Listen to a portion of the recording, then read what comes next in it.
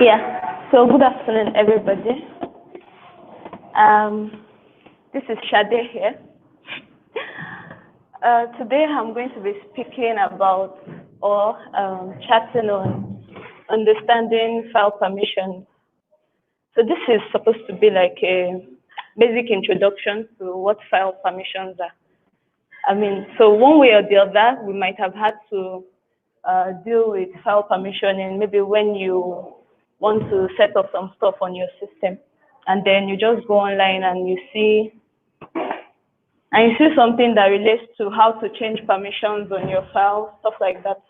So this is just going to be a basic introduction as to what file permissioning is, how the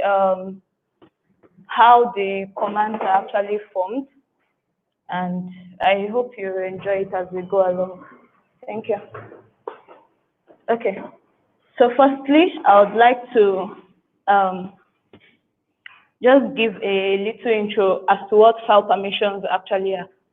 So normal English terms, file permissions, that is most likely giving permissions to file or something like that. That can be inferred from the English word that file permissions is. So on the screen here, we have that file permissions are system settings that help you determine who can access a specified file. And when the person accesses that particular file, what can the person do with it?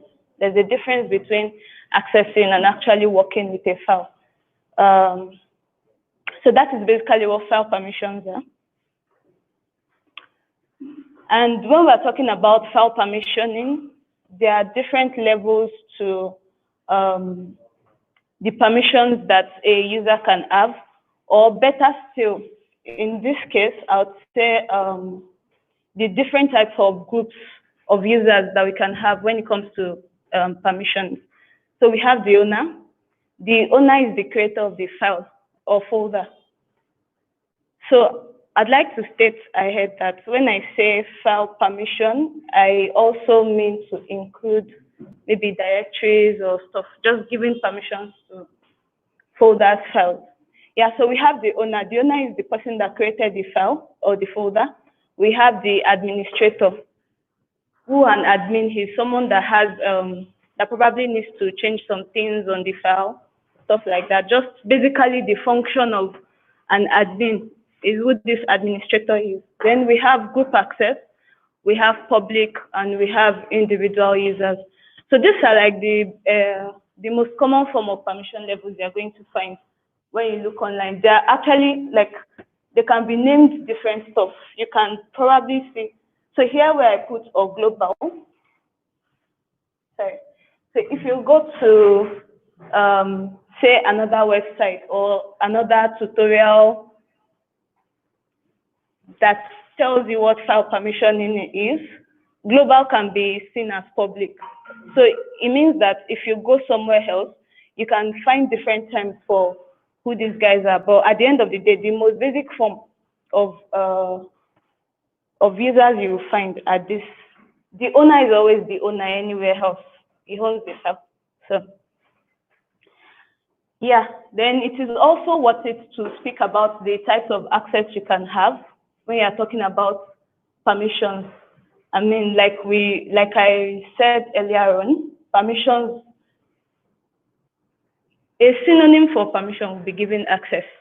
So there are three types of access that can be given to users on a file or folder. We have the read access, we have the write access, and we have the execute access. So the read access says you can look at the file, something like that in the most basic form. Then write says you can edit the file. Maybe you can write something into the file, change whatever it is that you have in the file. And then execute. So take this in terms of, say you want to run a program. So execute. And then there are some symbols that come attached with these accesses. For read, you have R, read, W for write, and X for execute. So these numbers that we have here would come back to these guys later on when we get into the talk. Okay, so these are like the three basic type of accesses we have, and they can be mixed or manipulated to get up to 7 different levels of access. So based on how you mix them up together, you can get 7 access levels. So this is how we get to mix them up together. So I know we all remember these guys from way back then. Thank you, Kofo. So this is a Venn diagram where we have the 3 accesses. We have the read, the write, and execute. So here, this part of the diagram shows execute, and this is where we have 1. So 1 is used to represent the execute command. For the read command, we have 4. 4 is used to execute the read command, and for the write command, 2. So if we go back to the previous slide, you can see it here. Read is 4, write is 2, and execute is 1. So looking at these guys, we can see that we have different combinations of those access commands. We have read and execute giving us 5. We have read and write giving us 6. We have write and execute, which is 3. And then we have read, write, and execute, which is 7. So these numbers are used, they're like a representation, just like R, W, and X is a representation for read, write, and execute. The numbers 1, 2, 3, 4, 5, 6, 7 are representations as well. So this would give a more pictorial view of what is going on. So like I mentioned earlier on, we have, of course, you can have no permission at the end of the day. I can decide not to allow anybody access to a particular file. That is when you're talking about no permission. Then we have the execute, we have write. So like we saw in the Venn diagram previously, you can have execute and write. That is when the execute circle and the write circle comes together, which is represented by a 3 here. Read, we have read and execute, read and write, and then read, write, and execute. So these are like the 7 types of access. So there are 7 access levels here. This will give you the 8th one, which is no access, no permission. So basically, we just say we have 7 access levels. These guys, basically. So there's a symbolic notation for each of these accesses. We have to execute. So like I said, R, W, and X represent read, write, and execute. So in this case, the only access whoever it is we're talking about here has is the execute access. So this dash shows that it does not have an access to read.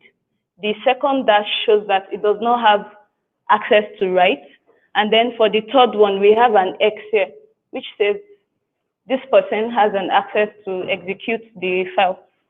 So same here, dash W dash, when you see that, it means no access to read. You have an access to write, but no access to execute. Then here, we have dash W hex. It means you can execute and write.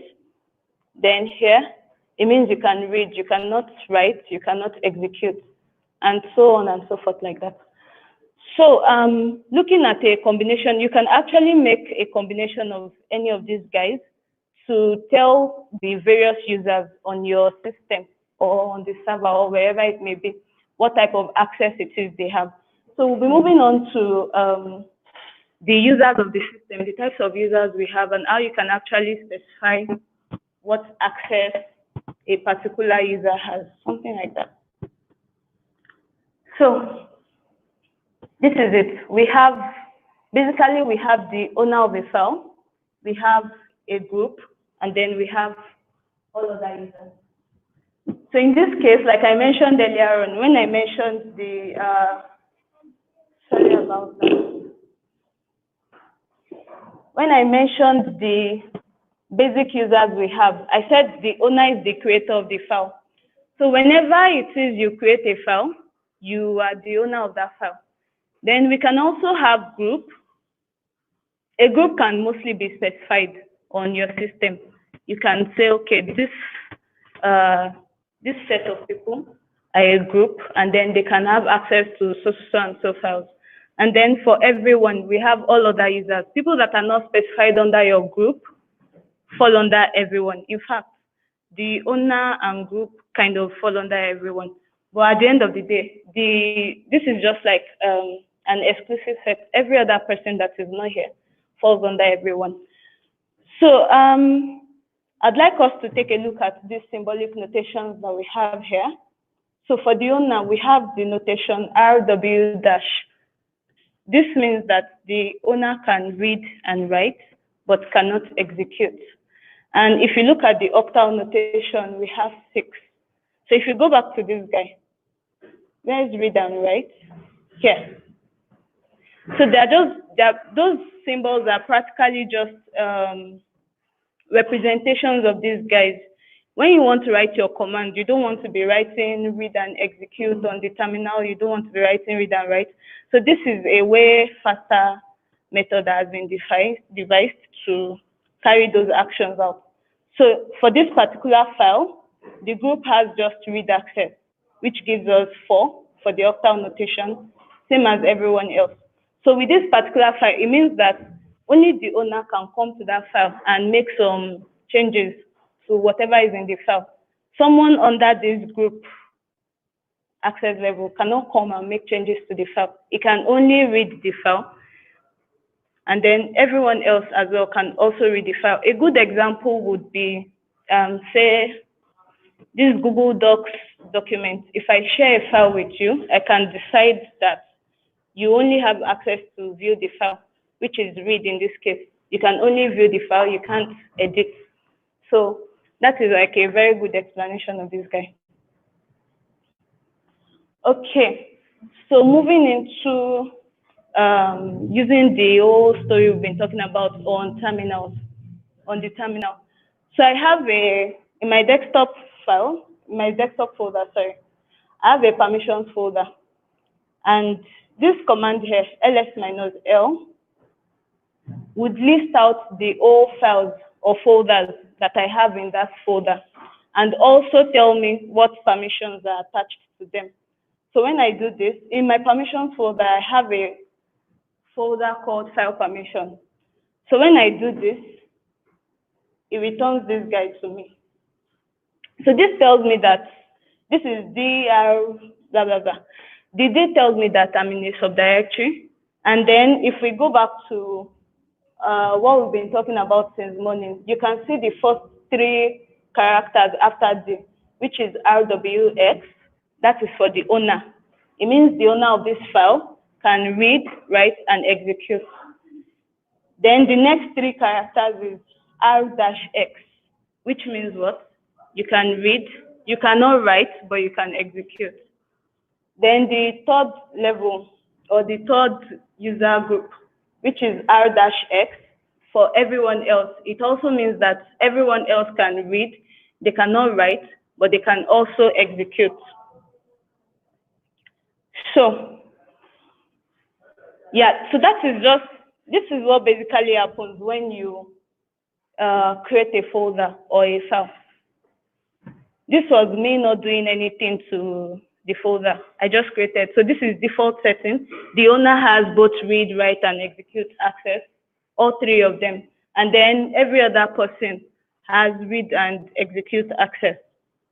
So then if you want someone in this group, someone in the group you created to be able to write to your file or your folder, it means that you have to explicitly specify that you want those people to be able to write.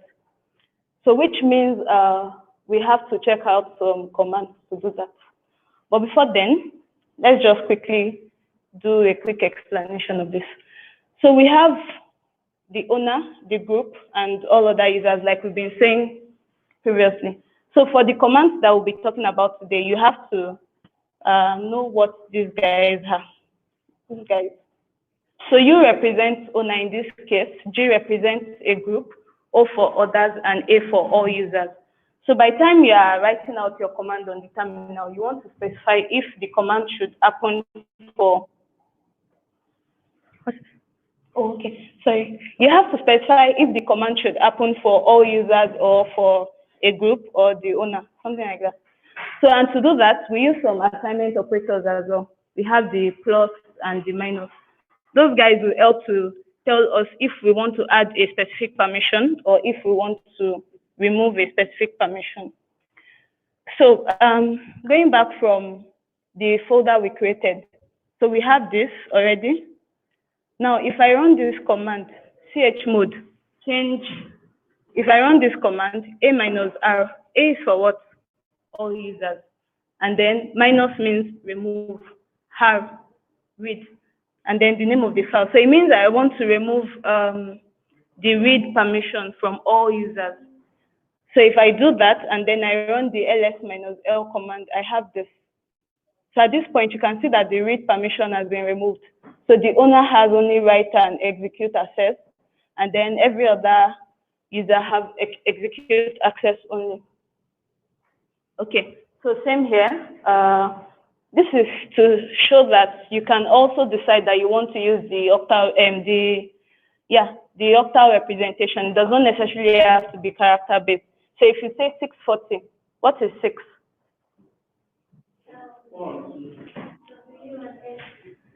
Thank you. So 0 here says no permission, 4 here just read, and then 6 read and write. So why are permissions important? The very first thing that comes to mind is they are used as a security measure. Wherever it is they are using file permissions, maybe on the server or on a local instance, it's mostly used as a security measure. So if you want to know more, you can always go to any of these sites. And of course, Google is there to help you out. So there was supposed to be a very quick question here, but because the slides were not reloaded, it's not there. So you might want to check out the slides again just to try your hands on if you can recognize the octal representations. I mean, so that next time when you are browsing online and someone says change the file permissions and you want to know if you want to allow people to be able to write to that file, you can decide. So thank you so much for giving me audience.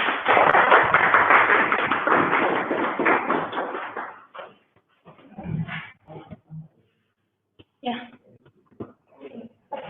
So you were talking about groups on the for the system. So is there like a default group? Because the one you showed had like 3 sections. So like the first for like everyone, for the owner, for the group, and for the group. It's not a group per se. That is like the 3 users you can have default on a file. When you create a file, there's an owner, there's a group, and then there's a everyone session. So those 3 groups or users is where this say 640 now. If you use 646 is for the owner of the file, 4 is for the group, and 0 is for everyone else. So it's default.